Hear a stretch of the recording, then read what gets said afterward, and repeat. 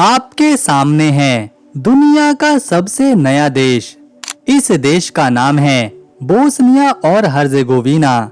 इस देश को साल 1992 में आजादी मिली थी, लेकिन इसकी सभ्यता और इसका इतिहास हजारों साल पुराना है। सबसे चौंकाने वाली बात तो यह है कि इस छोटे से देश में 3 अलग-अलग समुदाय, 3 राष्ट्रपति और देश को एक सरकार चलाती है। दुनिया में ऐसी राजनीतिक व्यवस्था कहीं और देखने को नहीं मिलती। आज हम आपको बोस्निया और हर्जेगोविना देश के सफर पर लेकर चलेंगे, जिसका इतिहास आपको अंदर तक झंझोर देगा। साल 1990 के दशक में यहाँ पर एक भयानक युद्ध हुआ था, जिसमें लगभग 27 लाख लोगों को बेघर कर दिया गया था। लाखों लोगों की जिंदगी हमेशा के लिए बदल गई और हजारों लोगों ने अपनी जान गंवाई। लेकिन यही देश जो कभी बारूद और गोलियों की आवाज से गूंजता था, आज अपनी प्राकृतिक खूबसूरती, शांत वादियों और हरे भरे जंगलों के लिए पूरी दुनिया में मशहूर हो रहा है। यहाँ की आधी से भी ज्यादा जमीन घने जंगलों से ढकी हुई है, इसीलिए इसे यूरोप के सबसे हरियाली वाले देशों में गिना जाता है। आपको जानकर हैरानी होगी कि बोस्निया और हर्जेगोविना देश ने दुनिया को 2 नोबेल पुरस्कार विजेता दिए हैं। इनमें से एक थे साहित्यकार इवो आंद्रिज, जिनकी कहानियों ने पूरी दुनिया को प्रभावित किया है। बोस्निया की संस्कृति भी उतनी ही अनोखी है। यहाँ 3 प्रमुख समुदाय बोस्नियाक, सर्ब और कुरेट रहते हैं। अलग अलग धर्म, अलग अलग पहचान होने के बावजूद वो एक ही देश को मिलकर आगे बढ़ाने की कोशिश कर रहे हैं। और शायद यही वजह है कि यहाँ की राजनीतिक व्यवस्था भी दुनिया की सबसे अनोखी व्यवस्था है। एक और दिलचस्प बात यह है कि यहाँ की संसद में महिलाओं की भागीदारी यहाँ के पुरुषों से ज्यादा है और देश की आबादी में भी महिलाओं की संख्या अधिक है। लेकिन बोस्निया और हर्जेगोविना की असली पहचान सिर्फ इसका इतिहास नहीं, बल्कि इसकी प्रकृति भी है। यहीं पर यूरोप का आखिरी बचा हुआ प्राचीन वर्षावन पेरूसिका रेन फॉरेस्ट मौजूद है। यहाँ पर कई ऐसे पेड़ हैं जो सैकड़ों साल पुराने हैं और प्रकृति आज भी बिल्कुल वैसे ही दिखाई देती है जैसे हजारों साल पहले थी। तो आइए आज के इस वीडियो में हम बोस्निया और हर्जेगोविना देश को करीब से जानें, इसके इतिहास की उन गलियों से गुजरें जहां हर पत्थर एक कहानी सुनाता है। यहाँ के लोगों की जिंदगी को समझें, उनके खान पान, संस्कृति और परंपराओं को देखें और उन जगहों को भी देखें जिन्हें देखकर यकीन करना मुश्किल होगा कि कभी यही धरती युद्ध का मैदान थी। अगर आपको ऐसे ही अनसुने देशों के बारे में जानना पसंद है तो वीडियो को लाइक जरूर करें, चैनल को सब्सक्राइब करें और बेल आइकन दबाना ना भूलें। आपका यही सपोर्ट हमें ऐसी ही और वीडियोस बनाने के लिए प्रेरणा देता है। ये है बोस्निया और हर्जेगोविना।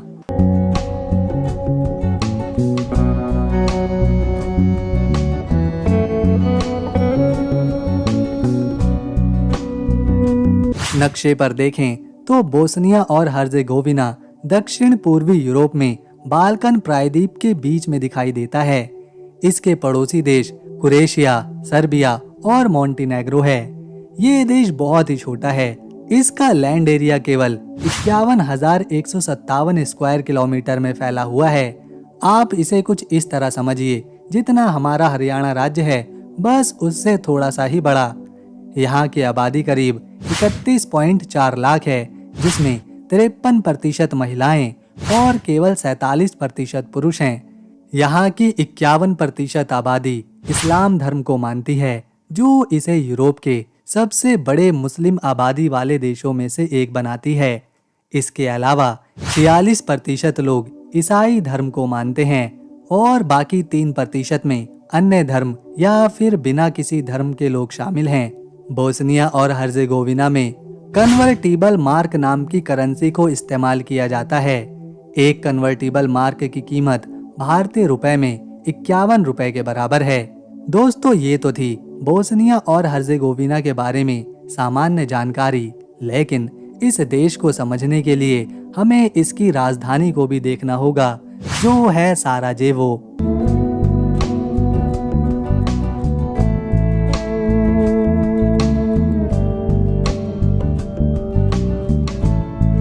पंद्रहवीं शताब्दी में बोस्निया और हर्जेगोविना पर ऑटोमन साम्राज्य का कब्जा हुआ करता था और यही वो समय था जब साराजेवो शहर की नींव रखी गई।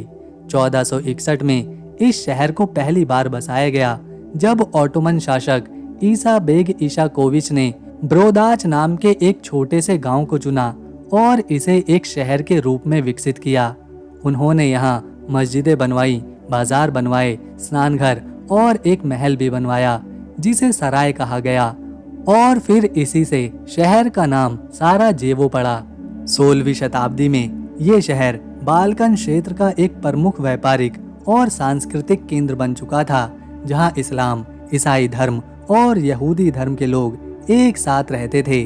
फिर यहां 1878 में ऑस्ट्रो हंगेरियन साम्राज्य आया। उन्होंने शहर को और ज्यादा आधुनिक बनाया, जिसमें बिजली, रेलवे और शानदार इमारतें जैसे कि साराजेवो कैथेड्रल शामिल हैं। 1990 से लेकर 95 के बीच इस शहर पर काला साया छा गया था, क्योंकि उस समय ये एक भयंकर युद्ध से जूझ रहा था, जिससे इस शहर को काफी नुकसान पहुंचा। कई लोग बेघर हुए और बहुत से लोगों की जानें भी गईं। लेकिन यहाँ के लोग बहुत ही हिम्मत वाले हैं। उन्होंने अपने शहर को फिर से बसाया और आज ये यूरोप के सबसे विविध और सांस्कृतिक रूप से समृद्ध शहरों में से एक है। साराजेवो शहर का माहौल सचमुच में अनोखा है। यहाँ पूर्व और पश्चिम की संस्कृतियों का एक अनोखा संगम देखने को मिलता है। पुराने शहर, जिसे बाशर्शिया कहते हैं, इसकी संकरी गलियां, ऑटोमन शैली की दुकानें और मस्जिदें आपको मध्य युग में लेकर जाएंगी। यहीं पर आपको मिलेगा सेबिन फाउंटेन, जो शहर का सबसे बड़ा प्रतीक है। साथ ही शहर की आधुनिकता भी कमाल की है, जहां ऑस्ट्रो हंगेरियन इमारतें जैसे विजेचनिका यानी सिटी हॉल और हरे भरे पार्क सैलानियों को लुभाते हैं। साराजेवो की मिलजास्तका नदी इस शहर को दो हिस्सों में बांटती है और इसके किनारे बने कैफे और रेस्टोरेंट्स स्थानीय लोगों के साथ साथ पर्यटकों को भी अपनी ओर खींच लाते हैं। संस्कृति के मामले में साराजेवो अंतर्राष्ट्रीय फिल्म फेस्टिवल और national museum of Bosnia and Herzegovina यहाँ पर काफी मशहूर हैं। शिक्षा के क्षेत्र में साराजेवो यूनिवर्सिटी इसे बाल्कन क्षेत्र का एक प्रमुख शैक्षिक केंद्र बनाती है। ये शहर इतना खास है कि इसे यूरोप का यरूशलेम तक कहा जाता है, क्योंकि यहाँ मस्जिद, चर्च और सिनेगॉग कुछ ही मीटर पर एक साथ खड़े हैं। बोस्निया और हर्जेगोविना के लोग खाने के मामले में काफी शौकीन हैं और उनकी थाली में सांस्कृतिक विविधता की झलक दिखाई पड़ती है। यहाँ के लोग चेवापी नाम की डिश को बहुत ही चाव से खाते हैं, जो मसालेदार मीट सॉसेस से बनी एक डिश होती है, जिसे अक्सर प्याज और सुमोन यानी के स्थानीय ब्रेड के साथ परोसा जाता है। इसके अलावा बोरेक्लावा, जो पनीर या फिर मीट से भरी पेस्ट्री होती है, हर घर और रेस्टोरेंट में पसंद करी जाती है। बोस्निया और हर्जेगोविना की अर्थव्यवस्था एक उभरती हुई अर्थव्यवस्था है, जो कई क्षेत्रों पर टिकी है। सबसे पहले धातु और मैन्युफैक्चरिंग इस देश का मजबूत आधार है। यहाँ स्टील, एल्युमिनियम और ऑटोमेटिव पार्ट्स बनाकर दूसरे देशों में बेचे जाते हैं, निर्यात किए जाते हैं। दूसरा है पर्यटन। यहाँ पर्यटन तेजी से बढ़ रहा है। साल 2024 में इस देश में 20 लाख से ज्यादा सैलानी आए थे। तीसरा है प्राकृतिक संसाधन और ऊर्जा, जो देश की रीढ़ है। कोयला, लोहा और बॉक्साइट जैसे खनिजों के साथ साथ हाइड्रो पावर बिजली का उत्पाद एक बड़ा स्रोत है, जो देश को बिजली का नेट एक्सपोर्टर बनाता है। चौथा है कृषि, जहां मक्का, गेहूं और फल जैसे कि सेब और प्लम उगाए जाते हैं। इसके अलावा यहाँ पशुपालन भी बढ़ रहा है। और आखिर में सबसे महत्वपूर्ण आईटी और डिजिटल क्षेत्र अब यहाँ उभर रहा है। यहाँ तीन आधिकारिक भाषाएं बोली जाती हैं। इसमें से एक है बोस्नियाई, दूसरी है सर्बियाई और तीसरी है क्रोएशियाई, जो आपस में काफी ज्यादा मिलती जुलती हैं। लेकिन आपको जानकर खुशी होगी कि यहाँ के ज्यादातर लोग, खासकर युवा, अंग्रेजी भी अच्छी तरह बोलते और समझते हैं, जिससे पर्यटकों को बातचीत करने में कोई परेशानी नहीं होती। देश की साक्षरता दर करीब 98% है, यानी यहाँ का हर व्यक्ति पढ़ा लिखा है। बात जब उपलब्धियों की आती है तो बोस्निया और हर्जेगोविना ने नोबेल प्राइज के क्षेत्र में भी अपनी छाप छोड़ रखी है। इस देश ने एक नहीं बल्कि 2 बार ये पुरस्कार अपने नाम किया है। इवो एंड्रिच, जिन्हें 1961 में साहित्य का नोबेल पुरस्कार मिला था, और व्लादिमीर प्रेलोग, जिन्हें 1975 में रसायन विज्ञान में नोबेल प्राइज दिया गया था। ये उपलब्धियां इस छोटे से देश की प्रतिभा को दर्शाती हैं।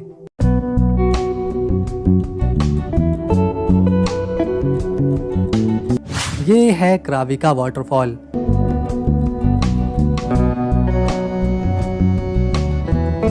ये बोस्निया और हर्जेगोविना का एक अद्भुत प्राकृतिक चमत्कार है, जो देश के दक्षिणी हिस्से में लियोबुश्की के पास त्रेविजात नदी पर मौजूद है। ये झरना 25 मीटर ऊंचा और 120 मीटर चौड़ा है, जो हरे भरे जंगलों और पहाड़ों से घिरा हुआ है। इसे अक्सर बोस्निया का मोती कहा जाता है, क्योंकि इसकी सुंदरता देखकर हर कोई मंत्रमुग्ध हो जाता है। सुबह के समय सूरज की किरणें झरने के पानी पर पड़ती हैं, जिससे पानी चमकता हुआ इंद्रधनुषीय रंग बिखेरता है। गर्मियों में चारों तरफ हरी भरी हरियाली, जंगली फूल और नीला पानी इसे एक जादुई नजारा देते हैं। सर्दियों में आसपास की चट्टानें और पेड़ बर्फ से ढक जाते हैं, जो इसे और भी खूबसूरत बनाते हैं। क्राविका का पानी इतना साफ है कि आप इसके नीचे तैर सकते हैं और गर्मियों में ठंडक का मजा उठा सकते हैं। यहाँ पर्यटन, तैराकी, पिकनिक और काइकिंग का मजा लेने आते हैं। आसपास के रास्तों पर ट्रैकिंग और साइकिल चलाना भी लोकप्रिय है। स्थानीय लोग और पर्यटक झरने के किनारे बने छोटे छोटे रेस्टोरेंट्स में इस देश के खानों का मजा उठाते हैं, और जब सूरज डूबता है तो यहाँ का नज़ारा बहुत ही सुंदर लगता है। क्राविका वाटरफॉल सिर्फ एक प्राकृतिक जगह नहीं, बल्कि मन को शांत करने वाली जगह है। तो दोस्तों, ये था एक अनदेखा, अनछुआ देश बोस्निया और हर्जेगोविना। ये है स्टारी ग्राद। ये बोस्निया और हर्जेगोविना का एक ऐतिहासिक और सबसे प्रसिद्ध किला है, जो त्रावनिक शहर के बीच में लक्ष्वा नदी के किनारे बसा है। इसकी शुरुआत 15वीं शताब्दी में हुई थी, जब ऑटोमन शासकों ने इसे बनवाया। ये किला मध्यकाल में बोस्निया के शासकों का मुख्यालय हुआ करता था और ऑटोमन साम्राज्य के प्रशासनिक केंद्र के रूप में जाना जाता था।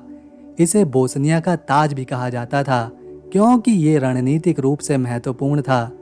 आज ये एक म्यूजियम है, जहां आप उस दौर के हथियार, ऑटोमन काल की चीजें और स्थानीय इतिहास की प्रदर्शनियां देख सकते हैं। किले की पत्थर की दीवारें और बुर्ज आज भी अपनी सुंदरता को बरकरार रखे हुए है। ये बोस्निया के सबसे अच्छे संरक्षित किलों में से एक है, और हर साल हजारों सैलानी इसकी खूबसूरती और इतिहास को देखने आते हैं। तो दोस्तों, ये था एक अनदेखा, अनछुआ देश बोस्निया और हर्जेगोविना। अगर आपको हमारी ये वीडियो, मेहनत और इन्फॉर्मेशन पसंद आई तो इसे एक लाइक दें, शेयर करें और चैनल को सब्सक्राइब कर बेल आइकन ज़रूर दबाएं, ताकि आने वाली इसी तरह की और वीडियो आपसे मिस ना हो। हम मिलेंगे नेक्स्ट वीडियो में। तब तक के लिए नमस्कार, अपना ख्याल रखें।